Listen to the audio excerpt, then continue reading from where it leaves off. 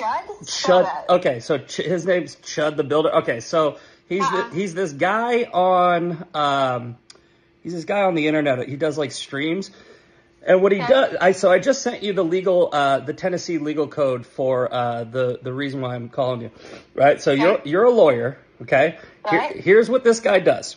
He goes on stream, right? He's like one of those kick streamers into black neighborhoods. He's a white guy, right? And he goes, do you agree with free speech?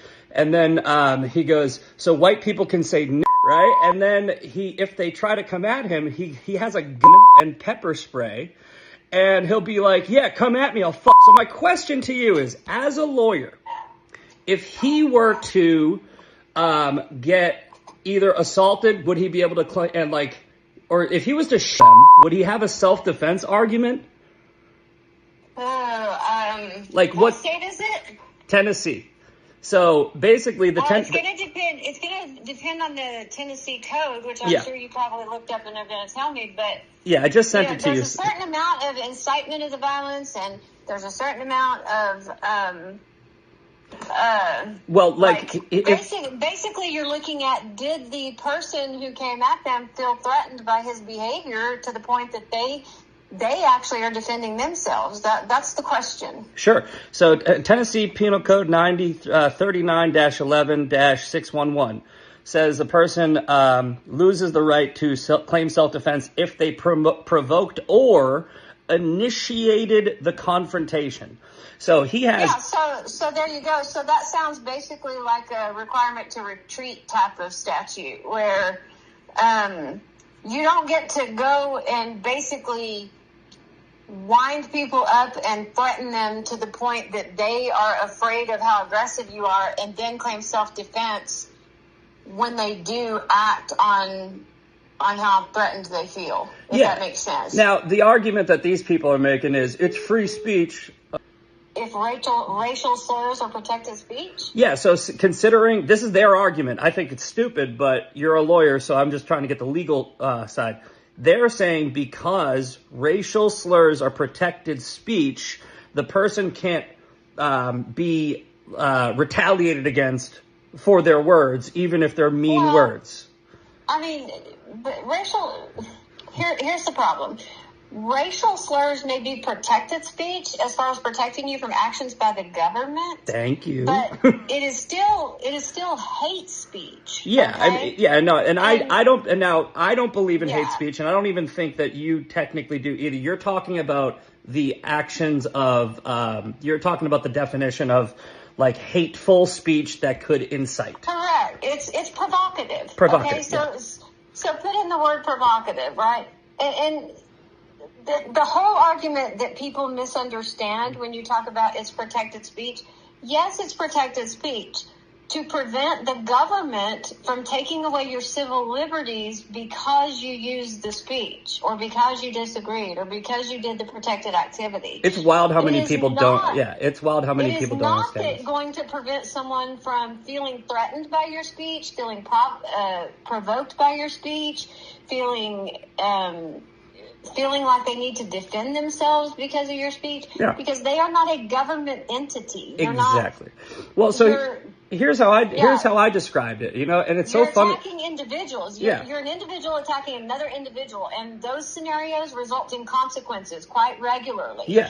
And the biggest question you have to ask in a scenario where whether you are intentionally or unintentionally through your speech provoking someone, the staff by which that is measured is the extent to which that person felt threatened by you, the extent to which that person felt the need to defend themselves, and the extent to which the situation was going out of control based on you intentionally creating a situation that was not necessary to create. And again, we're talking in like a hypothetical legal case, right? But but I'm just asking for your initial opinion based on limited facts, right?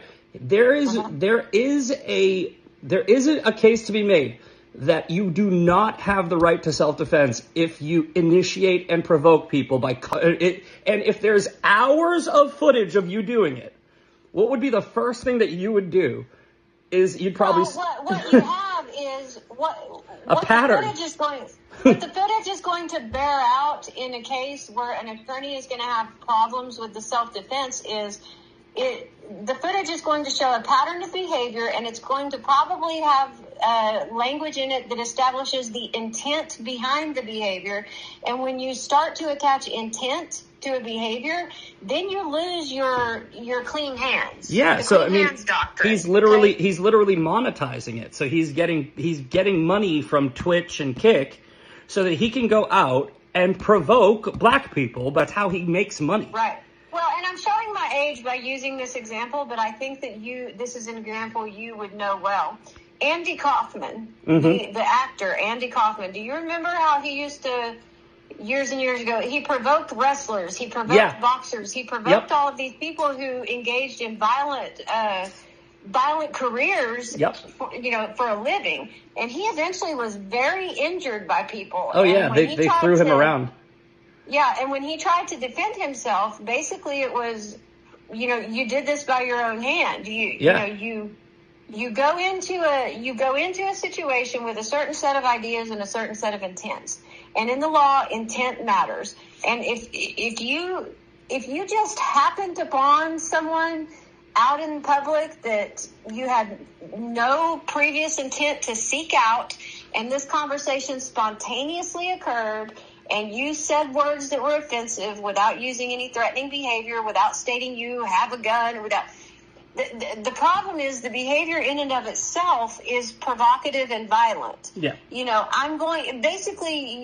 behavior is, I'm going to do this to you, and there's nothing you can do about it. I'm going to bypass every moral and ethical boundary that I know is probably correct in order to entice you into doing something to me. Yeah. And then, by the way, when you do something to me, not only am I going to react to it, I'm going to react to it violently because I have the means upon my person to react to it violently, and I will. Yeah, and it's premeditated. You bring those. And now I've threatened you. So what a person's doing, what a person is doing by putting themselves in that position is they're, I don't know this creator, obviously, but yeah, you're lucky.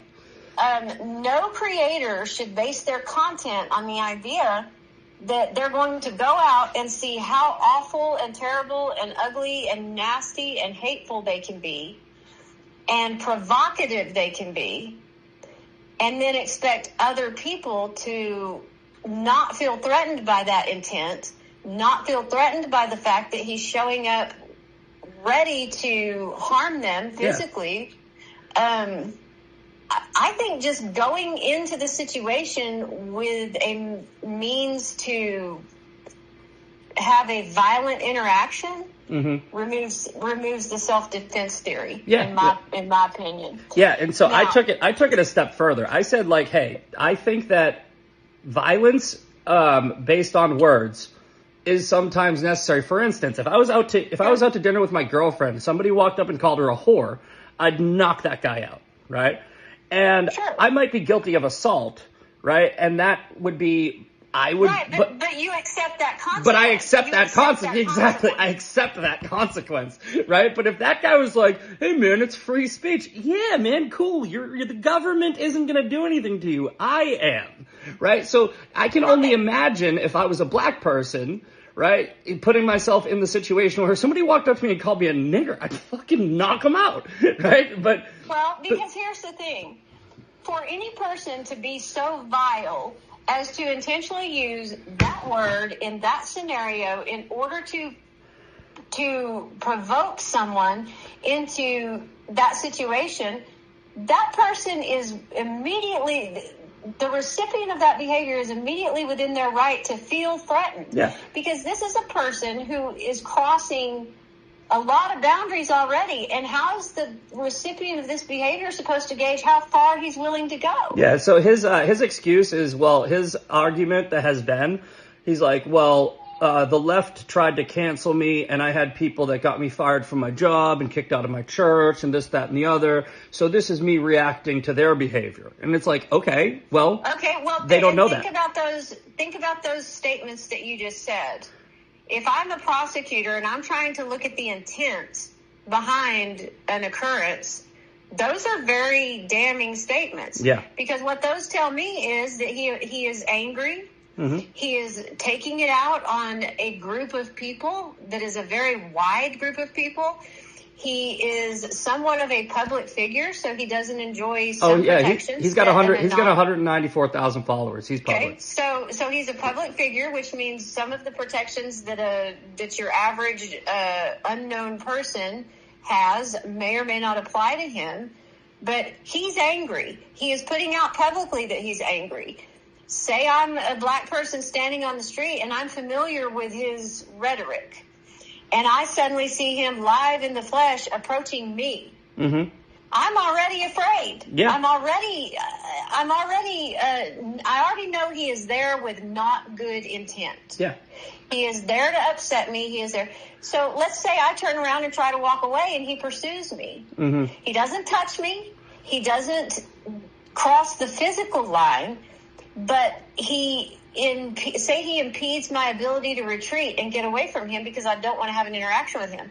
That is a reasonable person is going to understand that that escalated my fear. It escalated my ability to look at this situation and know for sure that he wasn't going to harm me. I would immediately think he's going to harm me. Yeah, what I think he's doing, I'm almost sure of it, but it still is my opinion.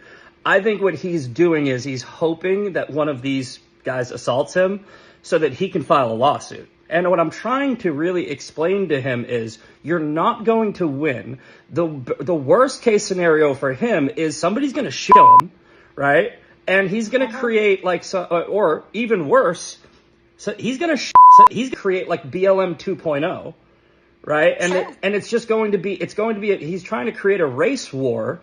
And it's not good for the movement. It's not good for the culture. It's not good for anybody. Sure. And he's doing it for money because he's basically like an OnlyFans girl. The only skill he has is holding his phone up and doing this dumb And I want more people to understand my intent is to educate you guys on what he's doing so that we don't end up in a situation of George Floyd 2.0. Well, what he's doing is he's putting himself out on the internet as an angry person who is aggressive towards other people. Anyone who can see that would not be unreasonable to be fearful of him. Mm. He is within the interaction telling people, if you touch me, I will resort to violence. I think any normal person taking those facts and including with those facts the idea that he's using hateful speech towards me, it's free speech because I'm not the government and he's not the government, but it is still nonetheless provocative and hateful. Mm-hmm. I think any reasonable person or any reasonable jury would look at that and say, this outcome was expected. Yeah. Okay. Yeah. So if this ever winds up in a trial, they could say this outcome was expected. But here's the other caveat that a person in his situation needs to remember. You can win a case and still lose big. Yeah. And here's what I mean by that. If I'm a jury foreman and the jury, we all say, well, we don't like it, but the statute says he has a right to do it. Let's say they come down on his side and agree he has a right to do it. Mm-hmm. Okay? I can award him $1 and I can say, sir, you win. Here's your dollar. Here's your dollar. Okay? So you won, but at what cost? Yeah. So now you have attorney's fees. You're not going to get a multi-million-dollar settlement. And plus, most of these people that he's doing this to probably don't have millions of dollars. Exactly. Who's he going to sue? I think that, what he's, I don't know, this is just another guess. I think he's probably looking for like a Shiloh Hendricks. You remember that chick that called the little black? I think he's looking for that. I think he's looking to get into a viral situation where he goes, they're trying to sue me, here's my GoFundMe, and raise $1 million. I think that's more like his grift.